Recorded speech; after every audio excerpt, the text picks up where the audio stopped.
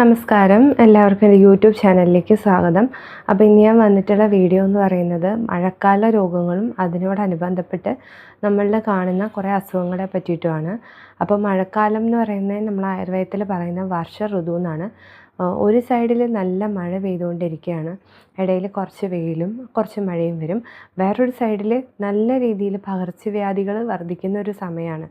Influenza, Covid, ഇങ്ങനെ dengue എന്ന് വേണ്ട നമുക്ക് കേൾക്കാത്ത പല പേരുകളിലുള്ള അസുഖങ്ങളും ഈ ഒരു ടൈമിൽ വന്നു കാണാറുണ്ട്. അപ്പോൾ ഈ ഒരു ടൈമിൽ നമ്മുടെ ഇമ്മ്യൂണിറ്റി ആണെങ്കിൽ കുറഞ്ഞിരിക്കുക, പുറത്തുള്ള രോഗങ്ങളുടെ അവസ്ഥയാണെങ്കിൽ ഏറ്റവും തീവ്രമായിട്ട് വരുന്നൊരു ടൈമും. അതുകൊണ്ട് തന്നെ നമുക്ക് എത്രയും നമ്മളെ ശരീരത്തിനെ പ്രൊട്ടക്റ്റ് ചെയ്ത് വെക്കേണ്ടത് ഈ ഒരു കാലാവസ്ഥയെ സംബന്ധിച്ചിടത്തോളം വളരെ അനിവാര്യമായിട്ടുള്ള അത്യാവശ്യമായിട്ടുള്ളൊരു കാര്യമാണ്. നമ്മളെ തന്നെ നോക്കിയാലും പോരാ, നമ്മളുടെ ആരോഗ്യം ശ്രദ്ധിക്കണം. നമുക്ക് അസുഖം വരാതിരിക്കാനും ഉള്ള അസുഖങ്ങൾ മാറാനുള്ള കാര്യങ്ങൾ ചെയ്യണം. പുറത്ത് നമ്മുടെ വീട്ടിൽ ഒരു നല്ല അന്തരീക്ഷം ക്രിയേറ്റ് ചെയ്യുക, അതായത് ഫംഗസും ബാക്ടീരിയകളൊന്നും വരാതിരിക്കാനായിട്ട് ശ്രദ്ധിക്കണം.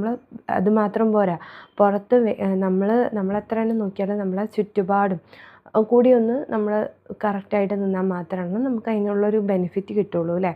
അപ്പോൾ ആദ്യം നമ്മൾ ശാരീരികമായിട്ട് എന്തൊക്കെയാണ് ചെയ്യേണ്ടതെന്ന് പറഞ്ഞിട്ടുണ്ടെങ്കിൽ, മഴക്കാലം ആയതുകൊണ്ട് തന്നെ വാതരോഗങ്ങൾ എന്തായാലും വരും.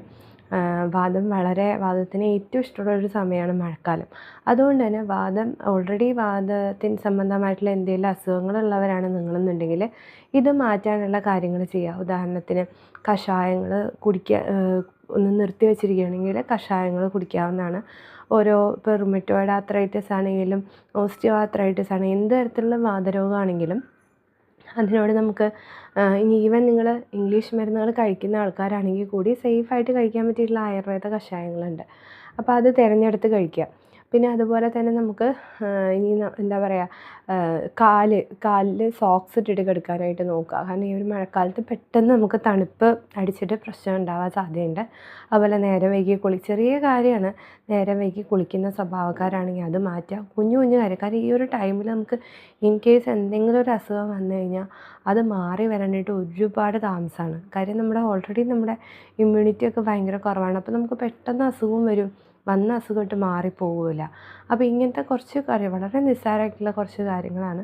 അതൊന്ന് ശ്രദ്ധിച്ചു കഴിഞ്ഞാൽ നമുക്ക് സുഖമായിട്ട് ഈ ഒരു കാലാവസ്ഥയും മാറിപ്പോകും കേട്ടോ. അപ്പോൾ ഇങ്ങനെയുള്ള അസുഖങ്ങൾ എന്തെങ്കിലും ഉണ്ട്, വാത റിലേറ്റഡ് പ്രോബ്ലംസ് ഉള്ള ആൾക്കാരാണെങ്കിൽ അതിനുള്ള കഷായങ്ങൾ നിർത്തിവെച്ചുള്ള കഷായങ്ങളൊക്കെ കുടിച്ച് തുടങ്ങുക. അല്ല, നിങ്ങൾ ഇതുവരെ ഒന്നും കഴിക്കാത്തവരാണെങ്കിൽ നിങ്ങൾ ഏതെങ്കിലും ഡോക്ടറിനെ സമീപിച്ചിട്ട് മരുന്നുകൾ കുറേശ്ശെ കഷായങ്ങളൊക്കെ കുടിച്ച് തുടങ്ങുക.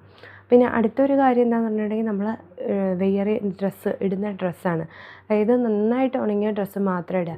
കാര്യം എന്താണെന്ന് വെച്ചാൽ ഇത്തിരി ഒരു നനവുള്ള ഡ്രസ്സൊക്കെ നമ്മൾ ഇട്ട് കിടന്നുണ്ടെങ്കിൽ നമ്മുടെ നെഞ്ചത്ത് തണുപ്പടിച്ചിട്ട് ചെറിയ രീതിയിലുള്ള ഒരു കഫക്കെട്ടും ശ്വാസതടസ്സം, ഒരു ചെറിയ വീസിങ്ങൊക്കെ ഉണ്ടെങ്കിൽ അതങ്ങോട്ട് കൂടും.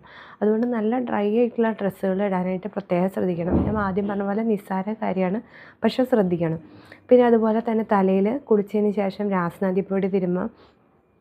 കുളിക്കാൻ ഉപയോഗിക്കുന്ന വെള്ളം ചെറിയ ചൂടുള്ള വെള്ളത്തിൽ കുളിക്കാനായിട്ട് ശ്രമിക്കുക. ഒരുപാട് രാവിലെ എണീറ്റ് കുളിക്കുകയും ഒരുപാട് രാത്രിയാവാനും നിൽക്കണ്ട. വെയിലാവുന്നതിന് മുമ്പോ അല്ലെങ്കിൽ വെയിൽ ആറിയതിന് ശേഷമോ, അതായത് ഒരു 9 മണി 10 മണി നേരത്തോ അല്ലെങ്കിൽ വൈകിട്ട് ഒരു 4 മണി 5 മണി നേരത്തോ ആണ് ശരിക്കും കുളിക്കേണ്ട ഒരു സമയം, പ്രത്യേകിച്ച് ഈ ഒരു കാലാവസ്ഥയിൽ.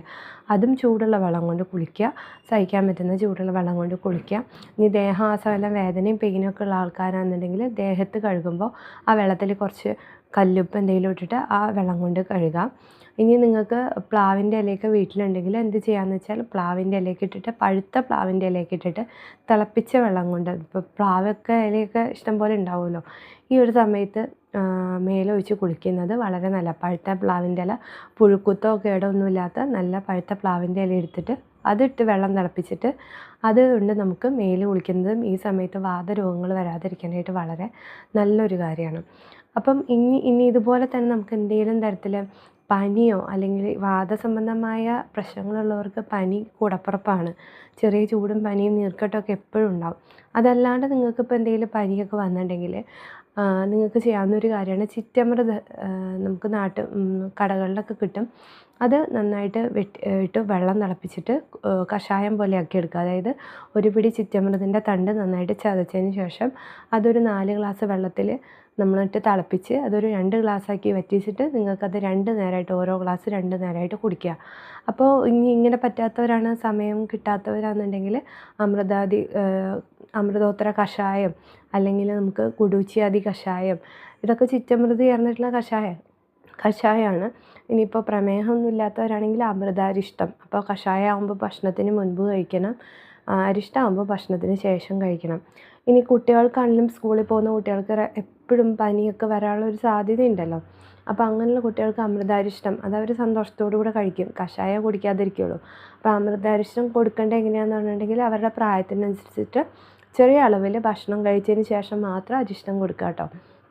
അപ്പോൾ അങ്ങനെ ചെയ്യാവുന്നതാണ്. അപ്പോൾ കുട്ടികൾക്കായാലും മുതിർന്നവർക്കായാലും അസുഖങ്ങൾ വരാതെ തടഞ്ഞിരിക്കാനായിട്ട് അത് വളരെയധികം സഹായകമായിട്ടുള്ള കാര്യമാണ്.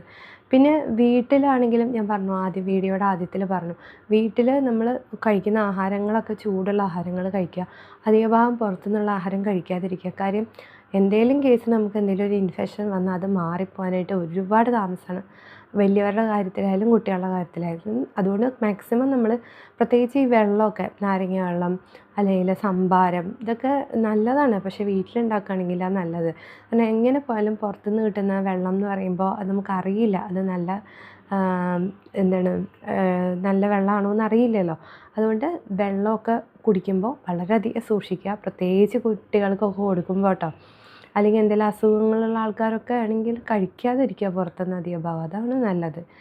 പിന്നെ അടുത്തൊരു കാര്യം എന്താ ചെയ്യേണ്ടതെന്ന് പറഞ്ഞിട്ടുണ്ടെങ്കിൽ നമ്മുടെ വീട്ടിൽ മറ്റേ കൊതുക് അങ്ങനെയുള്ള സാധനങ്ങൾ നമുക്ക് അന്തരീക്ഷത്തിൽ തന്നെ ഉണ്ടായിരിക്കും അല്ലേ. അപ്പോൾ അതിൽ നിന്നൊക്കെ നമുക്ക് ഒരു പ്രൊട്ടക്ഷൻ എന്നുള്ള രീതിയിൽ നമുക്ക് കുന്തിരിക്കം പുകയ്ക്കുക വീട്ടിൽ. വൈകിട്ടത്തെ നേരത്തും രാവിലത്തെ നേരത്തൊക്കെ കുറച്ച് കുന്തിരിക്കം പുകയ്ക്കുന്നത് എപ്പോഴും അണുവിമുക്തമാക്കാനായിട്ട്, അന്തരീക്ഷം അണുവിമുക്തമാക്കാനായിട്ട് ഏറ്റവും നല്ലൊരു കാര്യമാണ്. ജനാലയൊക്കെ ഒന്ന് വെയിലുള്ള സമയത്ത് തുറന്നിടുക, ശുദ്ധവായു. കാരണം ഇങ്ങനെ എയർ ഇങ്ങനെ അതിൻ്റെ അകത്ത് തന്നെ നിൽക്കുമ്പോഴും അതിൻ്റെ ഒരു ഇത് നഷ്ടപ്പെടും. അപ്പോൾ നമ്മൾ നല്ല രീതിയിൽ വെൻറ്റിലേഷൻ ഉറപ്പ് വരുത്തുക. അതുപോലെ തന്നെ ചെറിയ രീതിയിൽ പുക കൊള്ളിക്കുക ഈ കുന്തിരിക്കം വെച്ചിട്ട്. അല്ലെങ്കിൽ ഒരു നല്ല ഓപ്ഷനാണ് അപരാജിത ധൂമചൂർണം. അത് നമ്മൾ ആ കോവിഡ് ടൈമിലൊക്കെ വളരെയധികം ആളുകൾ ഉപയോഗിച്ചിരുന്നതാണ്. അപ്പോൾ അതൊക്കെ ഒന്ന് എടുത്ത് പുകച്ചതിന് ശേഷം നിങ്ങൾ വീടൊക്കെ ഒന്ന് പുകയ്ക്കുകയാണെങ്കിൽ നല്ലതായിരിക്കും.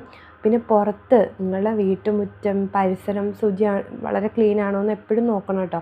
കാര്യം കൊതു മുട്ടയിടാനുള്ള സാഹചര്യമോ അങ്ങനെ ഒന്ന് നല്ല ക്ലീനൊക്കെ വെയിലുള്ള സമയത്തൊക്കെ അത് ക്ലീൻ ചെയ്ത് പുറത്തൊക്കെ ക്ലീൻ ചെയ്ത് എപ്പോഴും നല്ല ക്ലീനായിട്ട് നമ്മുടെ പുറത്തും അതുപോലെ തന്നെ നമ്മുടെ ശരീരവും ക്ലീനായിട്ടിരിക്കാനായിട്ട് ശ്രദ്ധിക്കുക. നനവ് പാടില്ല, മഴേനെ നമുക്ക് തടഞ്ഞു നിർത്താൻ പറ്റില്ല. അപ്പോൾ നമ്മൾ കാര്യങ്ങളൊക്കെ ഒന്ന് ശ്രദ്ധിക്കുക. അതുപോലെ തന്നെ നമുക്ക് എന്തെങ്കിലും തരത്തിൽ ഒരസുഖം വന്നിട്ടുണ്ടെങ്കിൽ തന്നെ, കോവിഡൊക്കെ ഭയങ്കര കോമൺ ആണ്. അപ്പോൾ എന്തെങ്കിലും തരത്തിലൊരു ശ്വാസതടസ്സം പോലെയുള്ള എന്തെങ്കിലും വിഷമങ്ങൾ വന്നിട്ടുണ്ടെങ്കിൽ നിങ്ങൾ വേഗം തന്നെ ഡോക്ടറിൻ്റെ അടുത്ത് പോവുക, അതിന് തക്കതായിട്ടുള്ള മരുന്നുകൾ കഴിക്കുക. ആവി പിടിക്കുന്നത് നല്ലതാണ്. ഈ ഒരു കാലാവസ്ഥയിൽ നമുക്ക് പറ്റാവുന്നിടത്തോളം നമ്മൾ ആവി പിടിക്കുന്നത് നല്ലതാണ്. പിന്നെ നമുക്ക് വേറൊരു കാര്യം ചെയ്യുന്നതെന്ന് വെച്ചാൽ, നമ്മൾ കുടിക്കുന്ന വെള്ളത്തിൽ ഒരു ആൻറ്റി ബാക്ടീരിയൽ എഫക്റ്റ് കിട്ടും നമ്മൾ തുളസിയിലൊക്കെ ഇട്ടിട്ട് വെള്ളം തിളപ്പിച്ച് കുടിക്കുന്നത്. അപ്പോൾ നമുക്ക് തുളസിയിലൊക്കെ ഇട്ടിട്ട് വെള്ളം തിളപ്പിച്ചിട്ട് കുടിക്കാവുന്നതാണ്.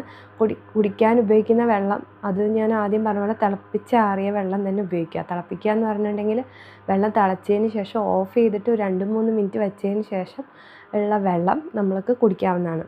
പിന്നെ അതുപോലെ തന്നെ നിങ്ങൾക്ക് തിളപ്പിച്ചാറിയ വെള്ളം കുടിക്കുക. പിന്നെ അതേപോലെ ഇനിയിപ്പോൾ ദഹന പ്രശ്നങ്ങൾ അങ്ങനെ എന്തെങ്കിലും കുഴപ്പമുള്ളവരാണെന്നുണ്ടെങ്കിൽ കുറച്ച് ജീരകം ഇട്ടിട്ട് തിളപ്പിച്ച വെള്ളം കുടിക്കാവുന്നതാണ്.